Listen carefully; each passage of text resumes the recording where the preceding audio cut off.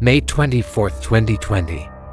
It was a quiet Sunday morning in the small, peaceful town of Westerville, Ohio. 52-year-old Emily Noble was celebrating her birthday. That evening, she and her husband, Matt Burke, shared dinner, some wine, and what seemed like a perfectly normal, happy celebration. From the outside, their life looked idyllic. But by the next morning, that picture would be shattered. Because when the sun rose on Monday, Emily Noble was gone. Her car was still in the driveway. Her phone and wallet were left behind in their home. It was as if she had simply vanished into thin air. When Matt Burke woke up that morning, he told police that the bed beside him was empty. He figured Emily, an avid walker, had just gone out for her usual morning stroll. But as the hours stretched into an agonizingly long day, his casual assumption turned into a gnawing fear. Soon, days bled into weeks, and there was still no sign of her. The community rallied, launching a massive search effort. Teams of volunteers, police officers, and trained professionals combed through the dense woods surrounding her home.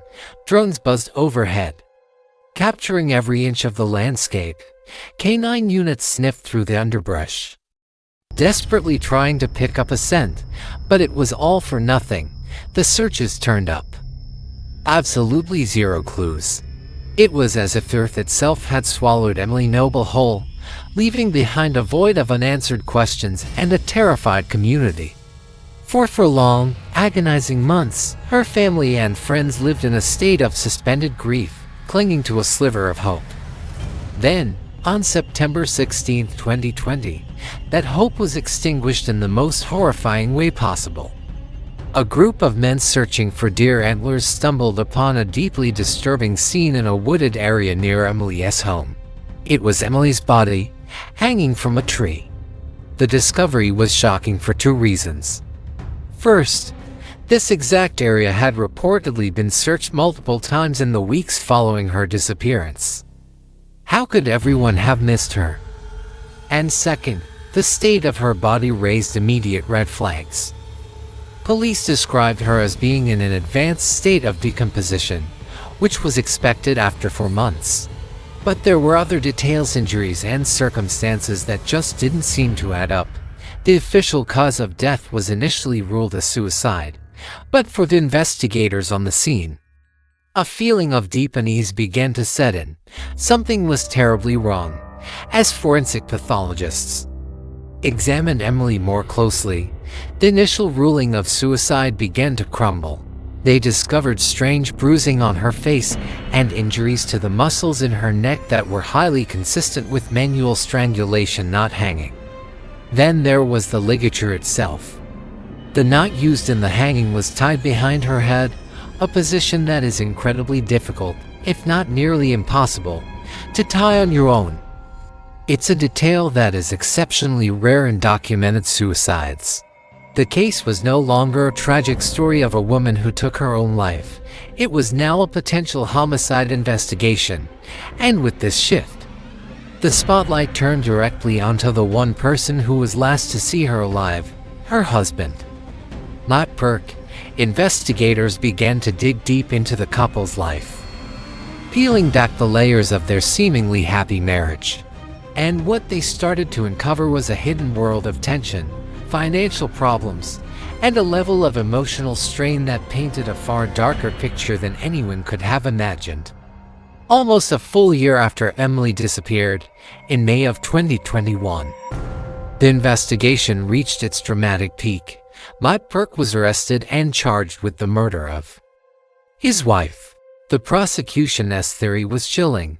They alleged that Matt had killed Emily and then meticulously staged the scene to look like a suicide in a desperate attempt to cover his tracks. As evidence, they pointed to a series of inconsistencies in the stories he told police in the days and weeks after she went missing.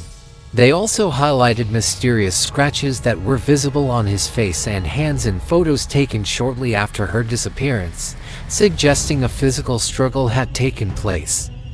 But Matt Burke vehemently denied everything. He maintained his innocence, portraying Emily as a loving wife who secretly battled with severe depression. His defense team argued that she had been struggling for a long time and, in a moment of despair, had tragically decided to end her own life. The stage was set for a dramatic trial that would captivate the community and leave everyone wondering who was telling the truth. The trial began in 2022, and the courtroom was thick with tension. The prosecution laid out its case, presenting the forensic evidence about the strangulation injuries and the unusual knot. They replayed Matt's police interviews, highlighting what they called lies and contradictions. They wanted the jury to see him as a cold, calculating killer who thought he could outsmart the law. However, the defense fought back just as hard.